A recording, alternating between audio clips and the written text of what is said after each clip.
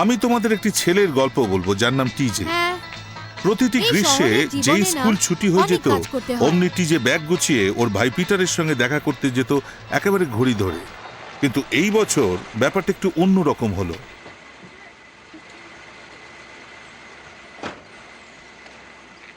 ওকে দেখে খারাপ মনে হলেও টিজে কিন্তু সত্যি খারাপ নয়, তবে সমস্যা ওর পিছু ছাড়ছিল না। আর এটা খুব বেশি দিনের ব্যাপার নয় যখন ও নিজেকে আবিষ্কার করলো আর এক অন্য জগতে। খেতে চাও না? এ নাও আইসক্রিম খাও।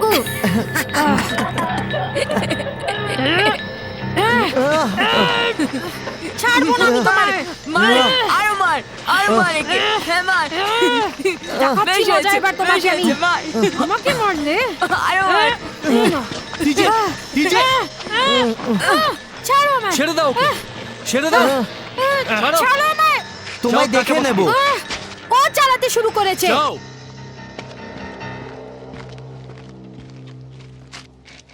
অপেক্ষা কর, তুই তোর প্রাপ্যটা পেয়ে যাবি ভিতু। টিজে এসো। এই কি অবস্থা আন্টি, হয়েছে কেমন তোমার? আছো? এসব কি করে হলো?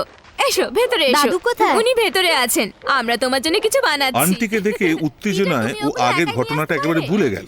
আর তারপর দিন পিটার ওকে স্থানীয় বিএমএক্স দৌড়ে যোগ দেওয়ার জন্য নিয়ে গেল, যাতে আবার টিজে খুবই পারদর্শী।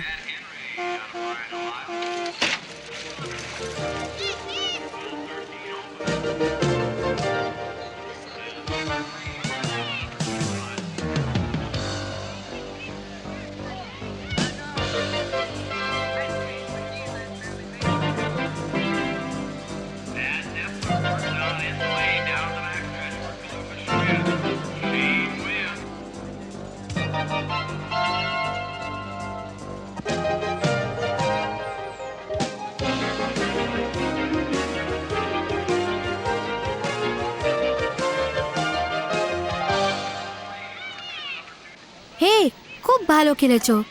মজা করো না। আমি শিকাগোতে বিএমএক্স রেসে অংশ নিতাম। তুমি কিন্তু সত্যি দারুণ। সত্যি? কিন্তু সত্যি। টিজের অন্য চমক অপেক্ষা করছে। এখন তুই কিছুই দেখিসনি হাদা কোথাকার। ও ছিল টিজের শত্রু ব্র্যাড। তুমি সত্যিকারের সাইকেল চালাতে চাও তো ফ্রেডরিক এন্ডিউরোতে ভাগ নাও। সেটা আবার কি? একরকম কঠিনতম রেস। আর এই বছরের পুরস্কার হলো হন্ডা XR80, আর ওইটা আমার। Enduro race? চ্যালেঞ্জ শুরু হয়ে গেল। টিজে একটা বাইসাইকেল কিনে স্পেশাল অ্যান্ডুরা রেসে অংশ নিতে গেল। ও ব্র্যাডকে ও নিজের খেলায় হারাতে চেয়েছিল, যা ও সবাইকে দেখাতে চেয়েছিল। এই তুই শুনলি তো? আমি বললাম আমিও আসবো। পরিবারের সঙ্গে কথা বলে জ্বালানি কাঠ কেটে আর বিক্রি করে টিজের আশা ছিল সামান্য কিছু বেশি রোজগারের, যা দিয়ে আরেকটা সাইকেল কিনতে পারে।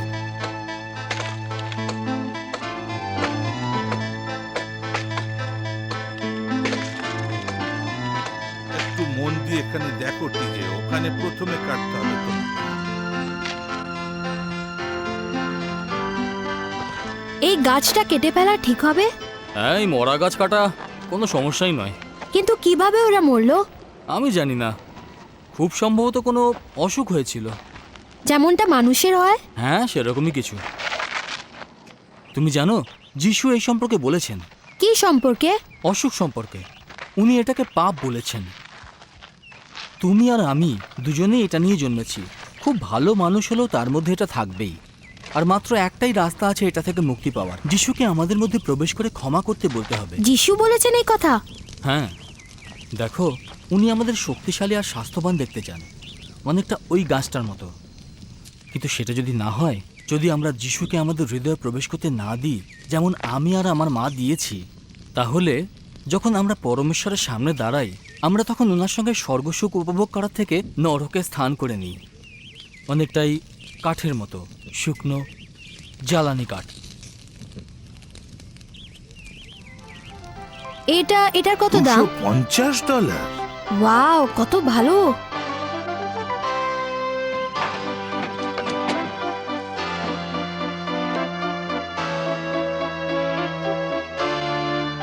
দেখো, দাদু এসে গেছে। আরে দাদু, দারুণ, খুব ভালো। দাদু খুব ভালো সাইকেল চালাচ্ছে তো। আরে বাহ, ভালো, খুব দারুণ। ভালো টিজে। সাবাস। এখন ওর একটা সাইকেল আছে। এর পরের ধাপ হলো এন্ডুরো রেসের জন্য তৈরি হওয়া, প্র্যাকটিস করা যাতে ব্র্যাডকে হারাতে পারে এবং খুব ভালোভাবে হারাতে পারে। একটু শুনবেন স্যার, আপনি কি বলতে পারবেন ওলম্যান ফ্রেডরিকের এন্ডুরো কোর্স কোথায়? হ্যাঁ, এই রাস্তা থেকে নেমে সিকি মাইল গেলেই হবে। তুমি দেখতে পাবে তোমার ডান দিকে একটা খুব বড় নুড়ি বিছানো রাস্তা আছে, ওখানেই পাবে। আচ্ছা ওইদিকে? হ্যাঁ। থ্যাঙ্কস। এ তো ওই ছেলেটা, চলো ওকে ধরা যাক।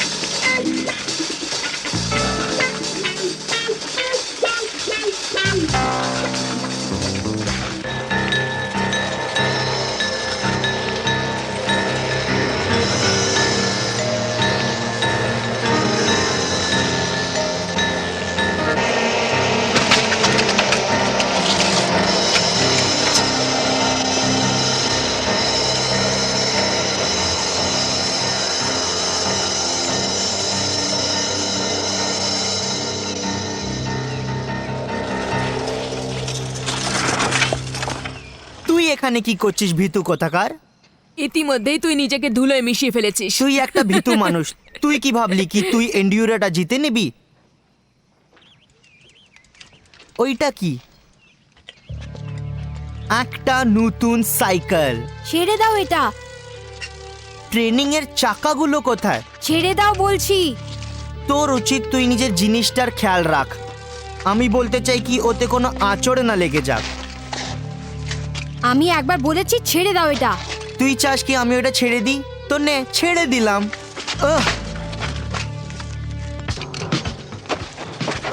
আহ! উম!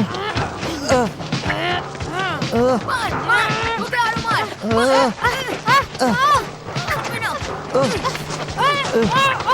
ছাড়ো আমাকে, চল এখান থেকে। আজকের মতন যথেষ্ট। চলো এখান থেকে চলো। আমাদের কাছেও আসার চেষ্টা করবে না। আমাদের সঙ্গে আর লড়তে আসবি না, বুঝেছিস? বড় এলো রেস করতে।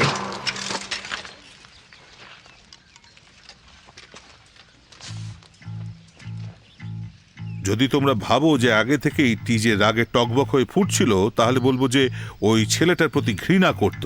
সত্যি বলতে কি ও এমন পাগল হয়ে গেছিল যে কোনো কিছুই করতে পারত, কোনো কিছুই। এই তুমি তুমি এ কি করছো?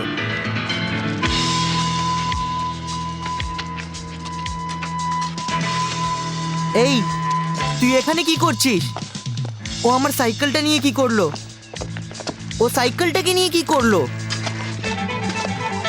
এইবার টিজের ভাগ্য খুব ভালো ছিল। ও ওখান থেকে পালিয়ে গেল এবং যেখানে কাঠ কেটে রেখেছিল সেইখানে গিয়ে লুকিয়ে পড়ল। গোলমালের আওয়াজ শুনে পিটার ওকে খুঁজতে বেরিয়েছিল এবং দুজনের দেখা হতেও খুব বেশি সময় লাগলো না। তুমি জানো তোমার জন্য কতজন লোক চিন্তিত? আর কয়েকজন আমাকে মেরে ফেলতে চাইছিল। আমি সত্যিই সবসময় গোলমাল করি, তাই না? তুমি দেখো, ঘৃণা আর তিক্ততা এই দুটোই খুব খারাপ জিনিস। কিন্তু ব্যাপার কি জানো, এগুলোর সঙ্গে অন্য কোনো পাপের তফাৎ নেই। যেভাবে প্রত্যেকটা পাপ আমাদের ধ্বংস করে দেয়। কিন্তু কিভাবে তুমি এর থেকে বেরোবে? আমি শুধু এটাই বলতে পারি এটা আমার জন্য কিভাবে কাজ করেছে। যিশু? হ্যাঁ, আগে আমি ছিলাম এই গাছটার মতনই শুকনো, খটখটে, পাপে ভর্তি, ঠিক যেন একটা মৃত কাঠ। কিন্তু যখন আমি যিশুকে বললাম আমাকে ক্ষমা করতে, আমার জীবনের নিয়ন্ত্রণ ওনার হাতে তুলে নিলেন। ওনার জীবন আমার মধ্যে বইতে লাগলো। আর তখনই যেন আমি ওই গাছটার মতো হয়ে গেলাম, প্রাণ প্রাচুর্যে ভরপুর।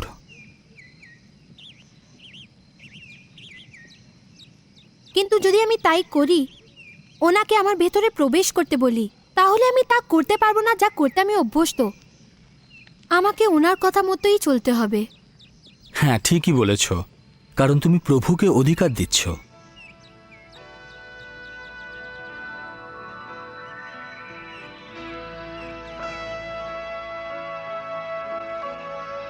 তুমি কিভাবে এটা করলে?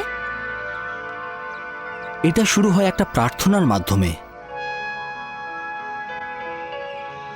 তুমি আমাকে সাহায্য করতে পারবে? এটা আমার কাছে খুব আনন্দের বিষয় বন্ধু। তুমি যদি এখন আমার সঙ্গে প্রার্থনা করো, তাহলে তার মধ্যে দিয়ে তুমি যিশুকে তোমার প্রভু আর রক্ষাকর্তা বলে মেনে নিচ্ছ। শুধুমাত্র তোমাকে ক্ষমা করাই নয়, তোমার জীবনে প্রবেশ করে তোমার জীবনের উপর সম্পূর্ণ নিয়ন্ত্রণ নিয়ে নেওয়া। তুমি মন থেকে প্রস্তুত তো? দারুণ। তাহলে আমরা প্রার্থনা শুরু করি, আর তুমিও আমার সাথে বলতে থাকো, প্রভু যিশু, প্রভু যিশু, আমি আমার আর ওখানে জীবনকে লেকের টানতে ঠিক পারছি পাশে না। টিজে পরমেশ্বরের কাছে আবেদন জানাচ্ছিল যে ওর হৃদয়ে প্রবেশ করে ওর সব পাপ ধুয়ে দিতে এবং ওর প্রভুতে আমাকে পরিণত ক্ষমা হতে। করে দিন। কিন্তু এটাই শেষ নয়, এখনো রেস বাকি আছে।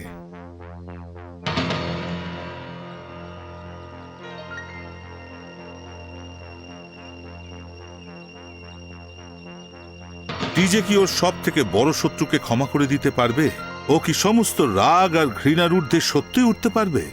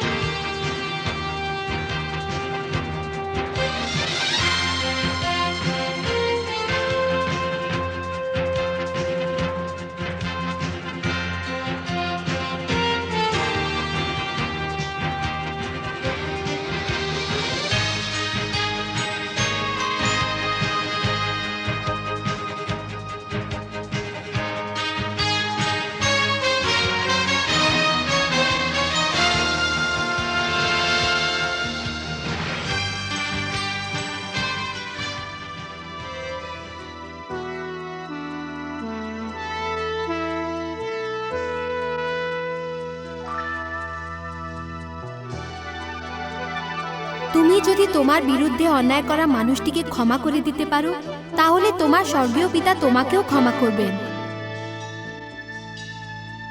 ওদের মধ্যে হাড্ডাহাড্ডি লড়াই চলছে, কিন্তু জেতার জন্য 57 নম্বর সঠিক জায়গায় আছে।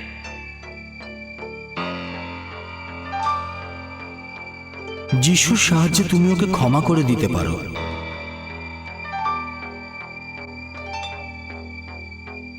ক্ষমা করে দাও।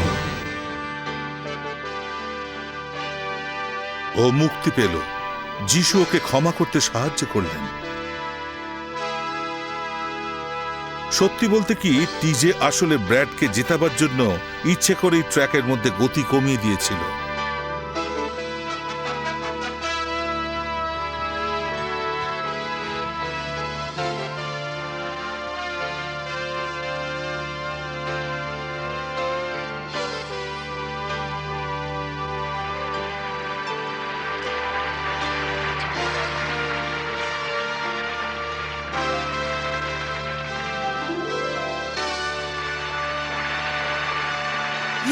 এই তো চাই।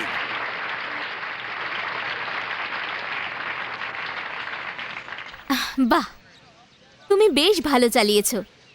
অন্তত তুমি চেষ্টা তো করেছো, এটাই গুরুত্বপূর্ণ। খুব ভালো চেষ্টা করেছো, পরের বার নিশ্চয়ই জিতবে।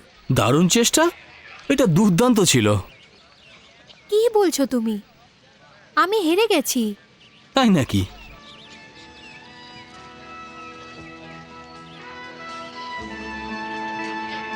আমার তো তা মনে হয় না। তুমি এখন জেতা কাকে বলে সেটা বুঝতে শুরু করেছো।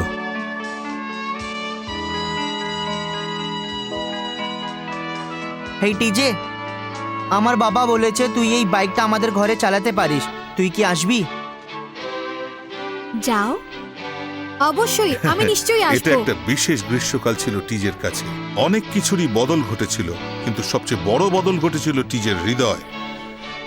কারণ তুমি লক্ষ্য করো, যিশু অন্তরে থাকলে শুধু যে সব পাপ মুছে যায় এটাই নয়, আসলে এমন একটা শক্তি দেন যাতে খারাপের ওপর ভালো প্রভুত্ব করে এবং চরমতম শত্রুকেও ভালোবাসার ক্ষমতা যোগায়। টিজে ধীরে ধীরে আরো বড় এবং পরিণত হতে লাগলো, আর ঠিক ঈশ্বর ওকে যেমন করে গড়তে চেয়েছিলেন ও ঠিক তেমনই হলো।